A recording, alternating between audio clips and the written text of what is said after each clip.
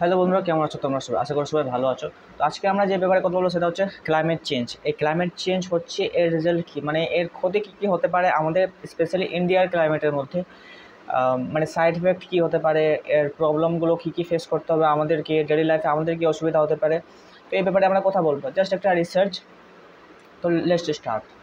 তো দেখো, এটা কি যে তোমরা জানো বেশিরভাগ যে ক্লাইমেট চেঞ্জ কি, যে শুধু গ্লোবাল ওয়ার্মিং না, এটা একটা কমপ্লিট ওয়েদার সিস্টেম আছে। মানে বলতে পারো যে ইন্ডিয়াতে যে 2025-এর মধ্যে ইন্ডিয়াতে যে সিচুয়েশন দেখা যাচ্ছে সেটা খুব মানে একটা ওয়ার্নিং টাইপের, মানে ওয়ার্নিং আগে থেকে হবে আমাদেরকে। ওয়ার্নিং সব জায়গা থেকে ওয়ার্নিং দিচ্ছে ইন্ডিয়াকে।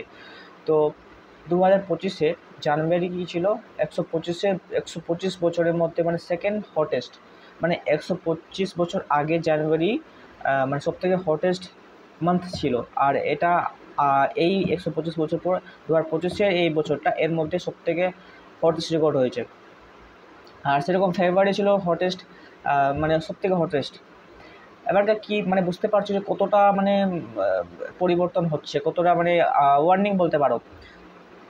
এবারকার কি যে দিল্লির মধ্যে মানে কিছুদিন থেকে যে রেন হচ্ছে, এই মাসটা থেকে যত রেনফল হলো, তো দিল্লির মধ্যে কি হয়েছে যে 186.4 মিলিমিটারের রেনফল ডিটেক্ট হয়েছে। আর মুম্বাইয়ের মধ্যে 503 মিলিমিটার। মানে তো এটা এটা যদি একটা মানে মেজারমেন্ট টাইপের, মানে কীভাবে বলবো যে 186.4 মিলিমিটার মানে হচ্ছে যে যতগুলো রেনফল হচ্ছে, মানে বৃষ্টি পড়ছে, বৃষ্টি যদি তুমি ফ্ল্যাট একটা সারফেসের মধ্যে একটা ফ্ল্যাট এরিয়াতে তুমি যদি বৃষ্টিগুলোকে মানে করো, এরিয়াতে এক জায়গায় জড়ো করো, তাহলে 100 মানে 136 মিলিমিটার একটা ডেপথ জলগুলো আটকে থাকবে, মানে এত গভীর। তো এটা একটা মেজারমেন্ট, একটা মানে আচ্ছা, এবারটা বলছে যে কারেন্ট ওয়েদার প্যাটার্নগুলো কী কী আছে। টেম্পারেচার, তো যে রেকর্ড হয়েছে টেম্পারেচারটা ব্রেকিং রেকর্ড, মানে এপ্রিল 2025-এর মধ্যে অ্যাভারেজ যে টেম্পারেচার ছিল সেটা ছিল 29.16 ডিগ্রি সেলসিয়াস, যা নর্মাল থেকে 0.86 ডিগ্রি বেশি, মানে অনেকটা বেশি। তো যেরকম নর্থ ইস্ট ইন্ডিয়াতে সবচেয়ে বেশি এফেক্টেড হয়েছে, যেখানে কী হয়েছিল নর্মাল থেকে 1.56 ডিগ্রি সেলসিয়াস বেশি হট, মানে বেশি গরম। তো মে 2025-এর মধ্যে অ্যাকচুয়ালি ছিল সবথেকে কোল্ডেস্ট মে, ঠিক আছে। এই সেঞ্চুরির মধ্যে সবথেকে কোল্ডেস্ট মে ছিল, কিন্তু এখন এক্সট্রিম রেনফল হচ্ছে, আর এটার জন্য হিট অনেক বেড়ে যাচ্ছে। মনসুন প্যাটার্ন চেঞ্জ হচ্ছে আস্তে আস্তে। 2024-এ ইন্ডিয়া এক্সপিরিয়েন্স করেছিল এক্সট্রিম ওয়েদার, মানে 93%, মানে হচ্ছে যে 365 দিনের মধ্যে 350 দিনই বৃষ্টি পড়েছে। এটা 2024-এ এক্সপিরিয়েন্স করেছিল। এবারকে বলছে যে ইস্ট আর নর্থ ইস্ট ইন্ডিয়ার মধ্যে রেনফল ছিল 86%, মানে নর্মাল থেকে 86% বেশি ছিল, কিন্তু সেটা সেন্ট্রাল ইন্ডিয়াতে ছিল 119%। এবারকার মনসুন এখন প্রেডিক্টেবল না, কতক্ষণে বর্ষা হবে, কোথায় হবে, কিচ্ছু বলা যায় না। মেন প্রবলেম কী সাফার করতে হচ্ছে এর মধ্যে, মেন প্রবলেম কি যে কে সাফার করছে। তো যে হেলথ ইম্প্যাক্ট পড়েছে এই হিট ওয়েভসের জন্য, তো 2024-এ ইন্ডিয়াতে 44,000-এর বেশি হিট স্ট্রোক কেস হয়েছিল। আর 2030 পর্যন্ত বলা যাচ্ছে যে হিট স্ট্রেসের কারণে মানে 35 মিলিয়ন ফুল টাইম জবস আর 4.5 জিডিপি লুজ করতে পারে। মানে এত বেশি জবস লুজ হবে, মানে যেটা কি 4.5 আমাদের জিডিপি থেকে লুজ হতে পারে। এবং বলছে 71% যে ইন্ডিয়া সেটা মানে অনেক সিভিয়ার একটা ওয়েভস এক্সপিরিয়েন্স করছে পুরো লাস্টের 12 মাস থেকে পুরো 71% ইন্ডিয়ান্স কী করছে, সিভিয়ার হিট ওয়েভস এক্সপিরিয়েন্স করছে। এবারকার ফুড আর ড্রটের ব্যাপারে কথা বলবো। তো 2024-এ যে ওয়েদার হয়েছিল এক্সট্রিম ওয়েদার, এর কারণে 3238 জন মারা গেছিলো, আর 3.2 মিলিয়ন যে হেক্টর যে ক্রপ আছে সেগুলো ডিস্ট্রয় হয়ে গেছিলো। আগস্ট 2024-এ দিল্লি ফ্লাড হয়ে গেছিলো, দিল্লি পুরো ফ্লাডে ভর্তি হয়ে গেছিলো। কেরালার মধ্যে ল্যান্ডস্লাইড হয়েছিল, 2000 জন ওর মধ্যে মারা গেছিলো। মধ্যপ্রদেশের মধ্যে উত্তরপ্রদেশ, এইসব মানে অনেক এফেক্টেড এরিয়া, এখানে অনেক ক্ষতি হয়েছিল।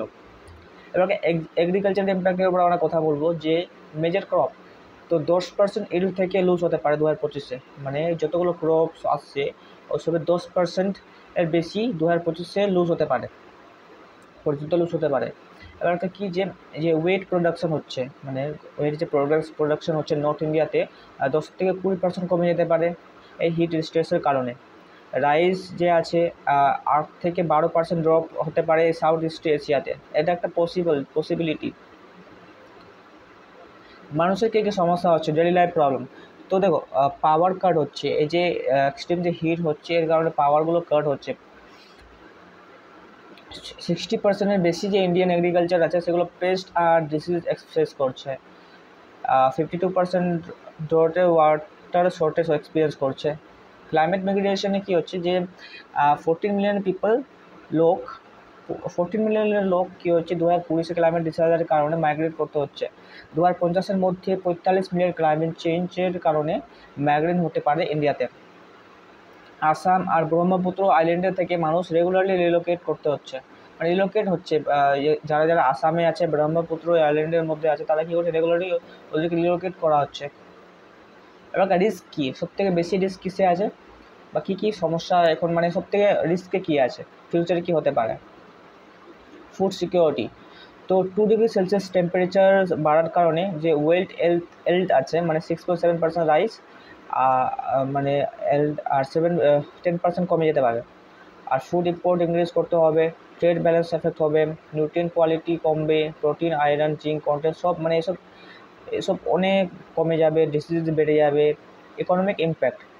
তো ক্লাইমেট চেঞ্জের কারণে কী হবে, 2100 সাল পর্যন্ত, মানে 2100 ইয়ার পর্যন্ত এর মধ্যে ইন্ডিয়াতে ন্যাশনাল যে ইনকাম আছে সেটা হচ্ছে 6.4% থেকে 10% কমে দিতে পারে।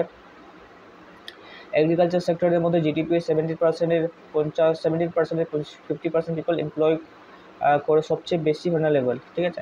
Health crisis, vector borne disease increase হবে। তারপরে যে হিট রিলেটেড যে ডেথ আছে, মানে মৃত্যু আছে, সেটা বাড়বে। এয়ার পলিউশন, ওয়াটার পলিউশন অনেক বেড়ে যাবে। গভর্নমেন্ট কী কী সলিউশন করতে পারে এ ব্যাপারে? তো গভর্নমেন্ট কী করতে পারে, রিনিউয়েবল এনার্জি করতে পারে। যেরকম 2024 ইন্ডিয়া 24.5 গিগাওয়াট সোলার আর 3.4 গিগাওয়াট ওয়াইন্ড ক্যাপাসিটি অ্যাড করেছিল।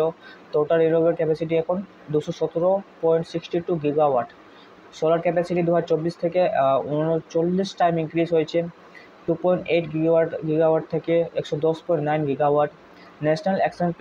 ন্যাশনাল অ্যাকশন প্ল্যান প্রোগ্রেসের মধ্যে 8টা মেন মিশন আছে, যেরকম NAPCC তে solar energy efficiency, sustainable agriculture আছে, ওয়াটার ম্যানেজমেন্ট আছে, এসব আছে।